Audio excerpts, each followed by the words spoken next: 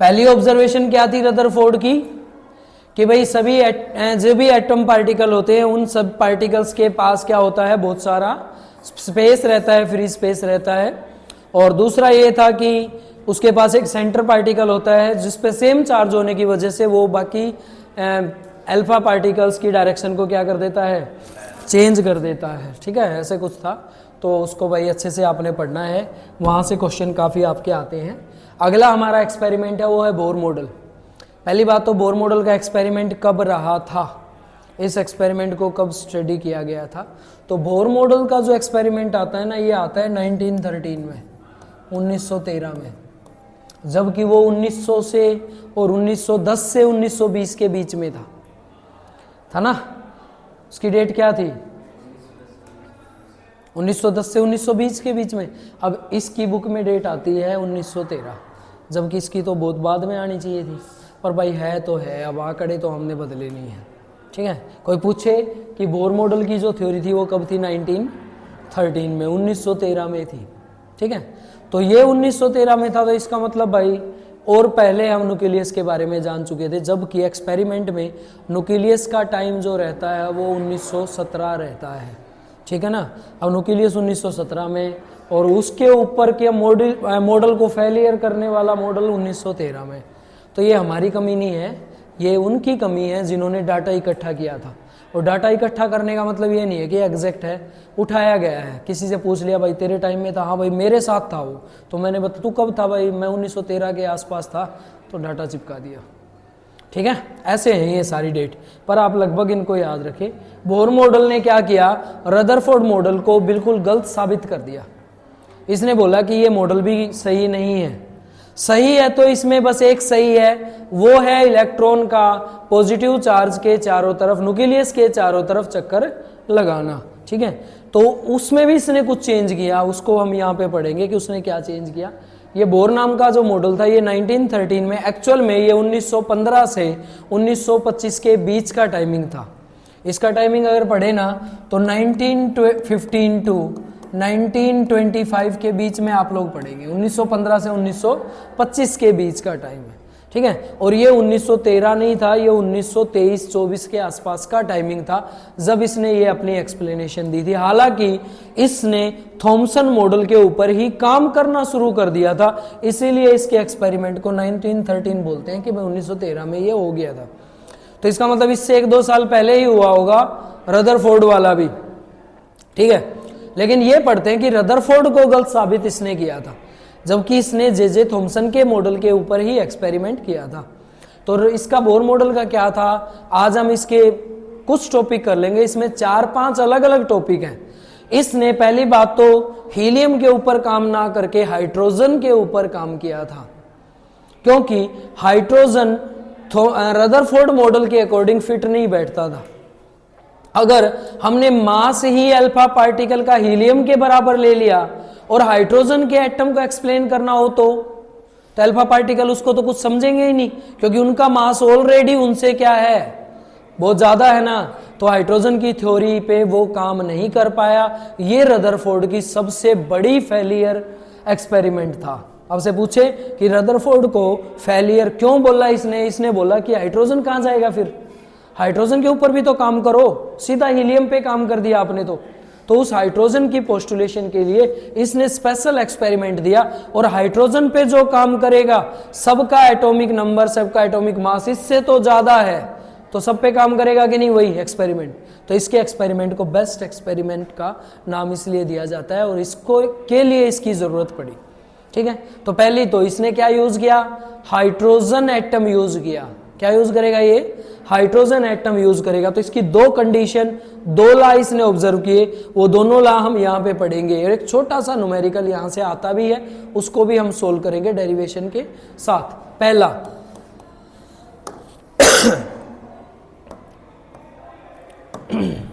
पहला था in hydrogen atom according to Bohr model. Bohr model के अकॉर्डिंग ये काम करेगा, इसका अपनी खुद की एक्सप्लेनेशन थी ये। In hydrogen atom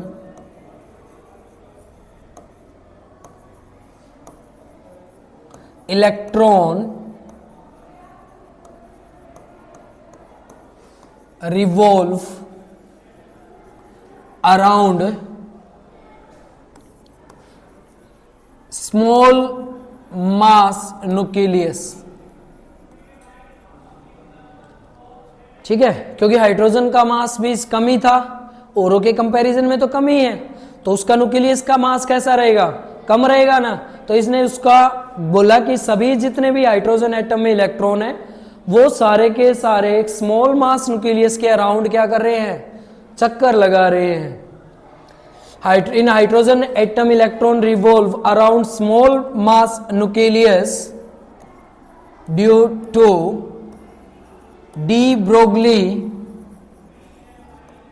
wavelength. किसकी वेवलेंथ से वो चक्कर लगा रहे हैं, डी ब्रोगली वेवलेंथ के हिसाब से वो चक्कर लगा रहे हैं। ठीक है, डी ब्रोगली की वेवलेंथ क्या है वो समझे। मान लीजिए हमारे पास ये हाइड्रोजन का एटम है, ठीक है, इसको बोलेंगे ये इसका न्यूक्लियस है, ये एटम है।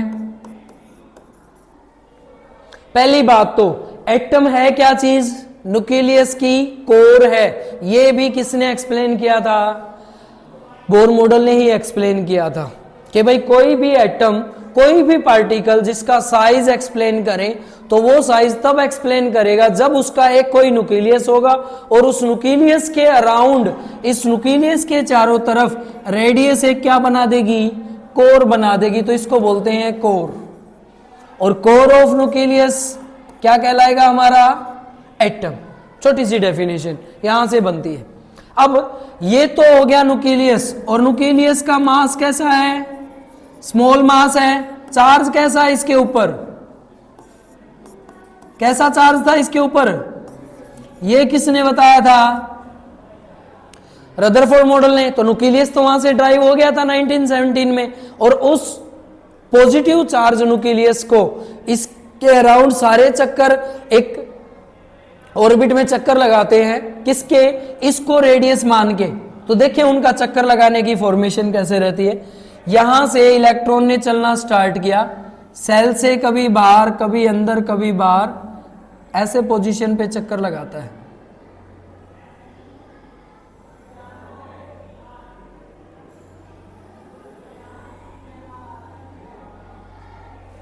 क्या बन गया ये, ध्यान से देखें तो ये एक वेव की फॉर्मेशन नहीं होगी यूं। ये जो इसकी कोर थी, इस कोर के चारों तरफ इलेक्ट्रॉन किसकी फॉर्म में मूव कर रहा है, वेव की फॉर्म में कर रहे हैं ना। तो वेव थ्योरी आ गई, और वेव थ्योरी से मैं इसकी वेवलेंथ निकालना चाहूं तो यहां से यहां तक इसकी वेवलेंथ डिफाइन कर सकता हूं। और ये लैम्डा किसके द्वारा ड्राइव की गई थी, डी ब्रोगली के द्वारा। ठीक है, तो वो डी ब्रोगली की वेवलेंथ किसको डिफाइन कर रही है, इसकी पूरी लेंथ, इस वेवलेंथ का पूरा एक चक्कर, और इसका पूरा एक चक्कर पढ़ूं तो इलेक्ट्रॉन का एक चक्कर नहीं हो गया, किसके अराउंड, न्यूक्लियस के अराउंड। और ये न्यूक्लियस की जो कोर बन रही है वो क्या है, इसकी सरकमफ्रेंस। क्या है इसकी, ये सरकमफ्रेंस। जितने नंबर ऑफ राउंड लगाएगा इलेक्ट्रॉन उसकी वेवलेंथ की इसको बराबर रख देंगे। D Broglie wavelength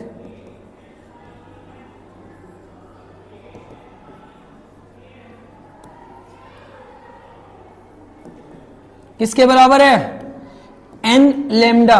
number of wavelength काफी होंगी ना इसमें, इलेक्ट्रॉन तो चक्कर लगाता रहता है, कितने टर्म्स तक, एन टर्म्स तक, is equal to 2 pi r, circumference of electron, या कोर की सरकमफ्रेंस हम बोल सकते हैं। ठीक है, ये रहता है इसके बराबर।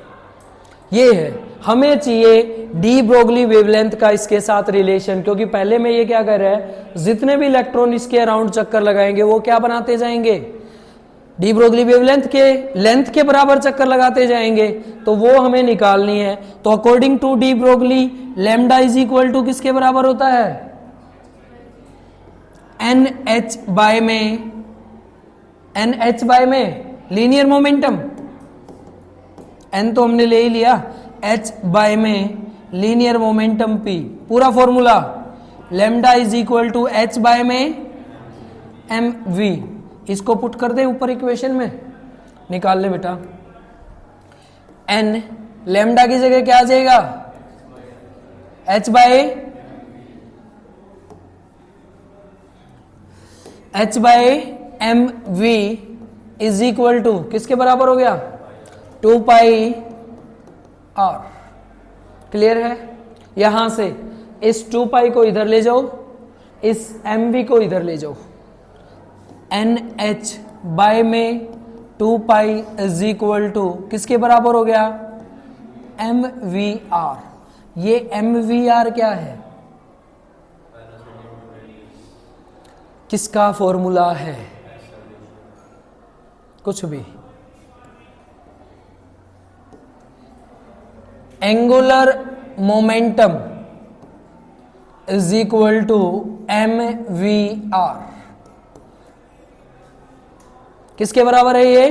एंगुलर मोमेंटम के। ध्यान करो एंगुलर मोमेंटम का फॉर्मूला। एंगुलर वेलोसिटी किसके बराबर? ओमेगा आर के बराबर, वी आर के बराबर। Omega is equal to v r, ये वही तो है। अगर इसका मोमेंटम एंगुलर हो तो पी ओमेगा हो जाएगा, और ओमेगा की जगह क्या पुट कर दिया तो फॉर्मूला बन गया ना। सेकंड डेफिनेशन आ गई कि जो पार्टिकल मोशन करेंगे उनका मोमेंटम कैसा होगा। According to Bohr model,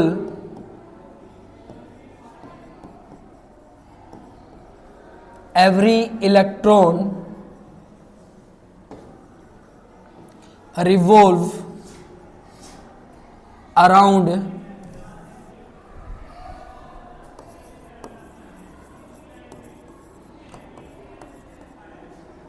nucleus with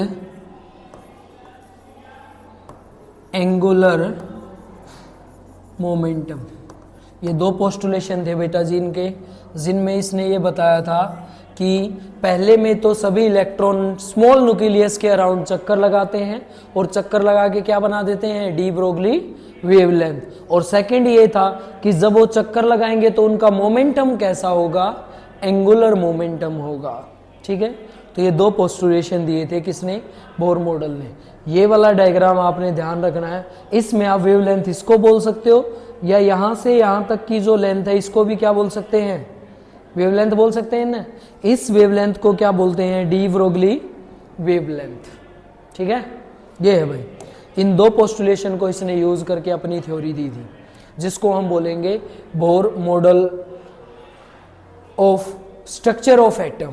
किसी भी एटम के स्ट्रक्चर के लिए बोर मॉडल का जो एक्सप्लेनेशन थी या इसका जो एक्सपेरिमेंट था वो हम सोल्व करेंगे। ठीक है, सोल्व करने के लिए इसने 4 कंडीशन उस पर लगा दी। जैसे उसने अपनी कंडीशन लगाई थी कि अल्फा पार्टिकल होंगे जिनका मास ये होगा, या भाई वो गोल्ड फॉयल यूज करेगा, या कुछ कंडीशन थी। ऐसे ही इसकी भी अपनी कंडीशन थी। वो कंडीशन क्या क्या थी कि भाई ये किस तरीके से काम करेगा और कैसे इसको हमने यूज करना है, तो उसके पोस्टुलेशन के लिए वो कंडीशन हमने पढ़नी है। बोर मॉडल ने सबसे पहले तो किसको यूज किया था? हाइड्रोजन के एटम को यूज किया था। तो इसमें जो कॉन्सेप्ट लगाया वो पहला कॉन्सेप्ट लगाया है न्यूक्लियस का। ठीक है, उसको बोलते हैं न्यूक्लियस कॉन्सेप्ट। और न्यूक्लियस कॉन्सेप्ट हम इसका पहला पढ़ चुके हैं। क्या था उसमें? सभी इलेक्ट्रॉन न्यूक्लियस के चारों तरफ क्या लगाते हैं? चक्कर लगाते हैं। ठीक है, तो पहला कॉन्सेप्ट इसका पढ़े तो उसको बोलते हैं nuclear concept. Bohr model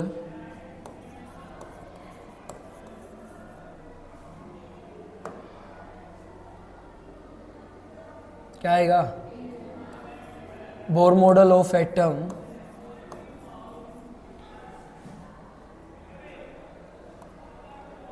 of hydrogen atom.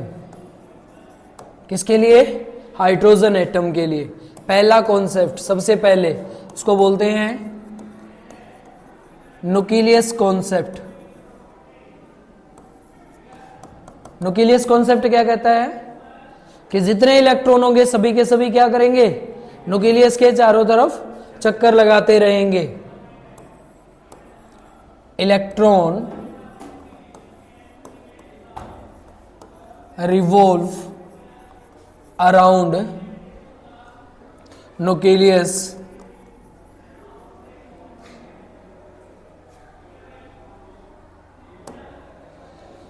ठीक है, इसको बोलते हैं न्यूक्लियर कॉन्सेप्ट।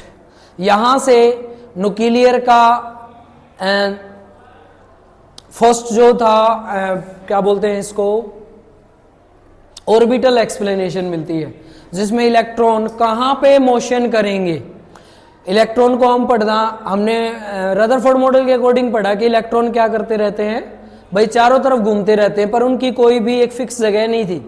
सेल जो बने थे उन सेल को यहां पे डिफाइन करना है हमने, और सेल की मेनली पोजीशन जो आई थी वो बोर मॉडल से आई थी, उसको बोलते हैं orbital concept.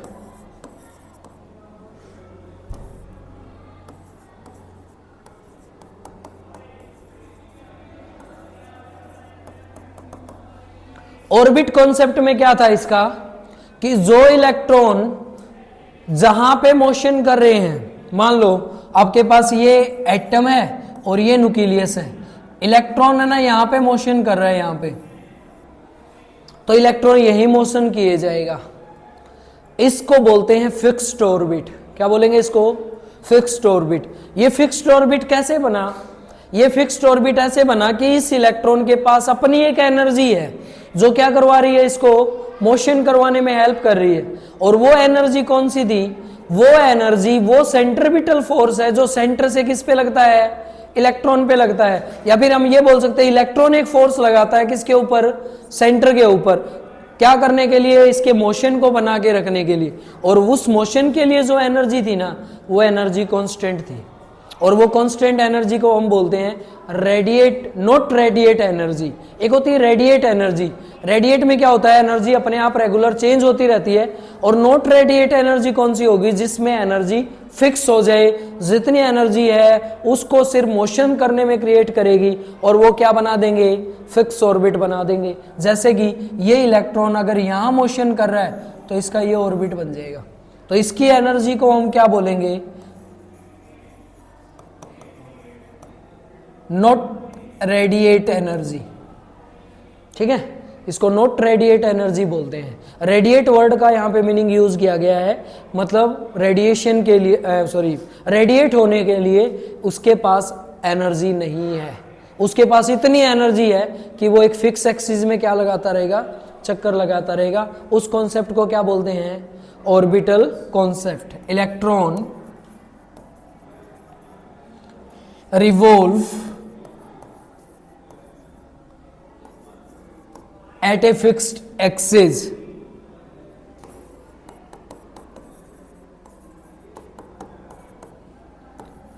with fixed distance या fixed orbit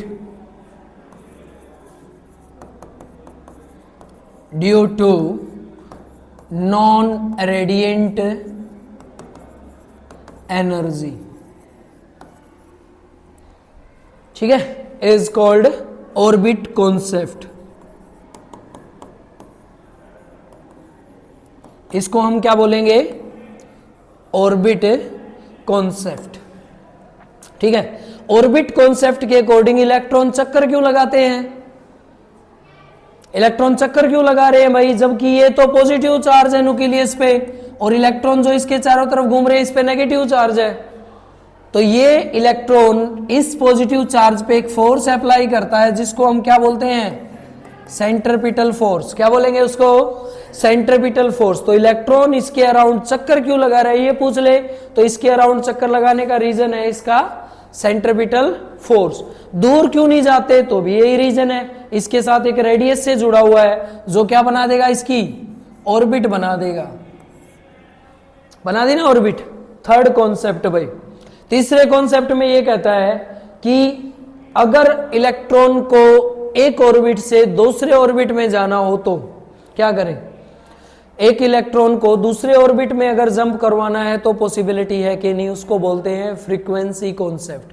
इसका एक कॉन्सेप्ट था जिसको हम बोलते हैं फ्रीक्वेंसी कॉन्सेप्ट, जिसमें किसी भी इलेक्ट्रॉन को अगर रेडिएट होना है, जंप करवाना है या जंप करेगा, तो वो ऑर्बिट कहां से कहां जंप कर सकता है? Lower orbit to higher orbit. और लोअर ऑर्बिट से हायर ऑर्बिट में जाने के लिए एनर्जी कैसी चाहिएगी? ज्यादा एनर्जी चाहिएगी। तो वो एनर्जी रेडिएट एनर्जी होती है जो इसको जंप करवा पाती है, और इसको जंप करवाने के लिए कोई एक्सटर्नल एनर्जी ही चाहिएगी, ये अपने आप से ऑर्बिट में जंप नहीं कर पाता। इसीलिए कोई भी किसी के साथ जब रिएक्ट करता है तो एलिमेंट जब रिएक्शन करते हैं तो रिएक्शन करवाने के लिए एक्सटर्नल किसी इफेक्ट का होना जरूरी है। जैसे कि आयरन पे रस्ट तभी लगेगा जब वो किसके कांटेक्ट में आए, मॉइस्चर के कांटेक्ट में आए। तो मॉइस्चर एक एक्सटर्नल एनर्जी इफेक्ट हो गया, तभी वो अपने इलेक्ट्रॉन को चेंज करेगा, अपनी पोजीशन को चेंज करेगा। तो इसको हम बोलते हैं कॉन्सेप्ट को फ्रीक्वेंसी कॉन्सेप्ट। फ्रीक्वेंसी कॉन्सेप्ट के according electron change its orbit to electron jump lower orbit to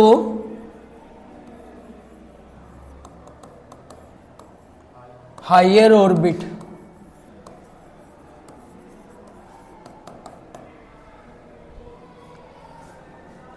is called frequency concept. Frequency concept है तो प्लैंक कांस्टेंट के पास जाना पड़ेगा, क्योंकि फ्रीक्वेंसी के लिए जो कांस्टेंट इक्वेशन थी एनर्जी की वो किसने दी थी, फोटोन ने दी थी, एच न्यू। तो एच क्या है, प्लैंक कांस्टेंट, उसके लिए हमें निकालना पड़ेगा इज कॉल्ड फ्रीक्वेंसी कॉन्सेप्ट।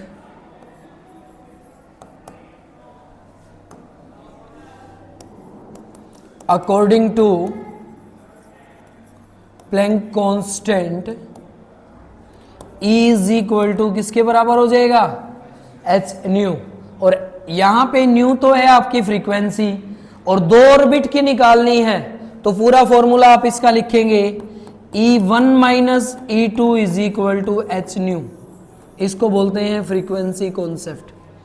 हमेशा जो लोअर ऑर्बिट होगा उसमें से किसको माइनस करेंगे, हायर ऑर्बिट को माइनस करेंगे, तो हमारे पास फॉर्मूला बन के आ जाएगा। ये फॉर्मूला रहता है किसके लिए, फ्रीक्वेंसी कॉन्सेप्ट के लिए। फ्रीक्वेंसी कॉन्सेप्ट में एच हमारा क्या है, प्लैंक कांस्टेंट, जिसकी वैल्यू कितनी रहती है 34 क्या यूनिट जूल सेकेंड। ठीक है, तो ये रहता है आपका थर्ड कॉन्सेप्ट, जिसको हम बोलते हैं फ्रीक्वेंसी कॉन्सेप्ट। तो पहला कॉन्सेप्ट हमारा न्यूक्लियर कॉन्सेप्ट हो गया, दूसरा हमारा ऑर्बिट कॉन्सेप्ट हो गया, और थर्ड हमारा हो गया फ्रीक्वेंसी कॉन्सेप्ट। एक और कॉन्सेप्ट रह गया इसमें, फोर्थ कॉन्सेप्ट और रहता है, जिसमें इलेक्ट्रॉन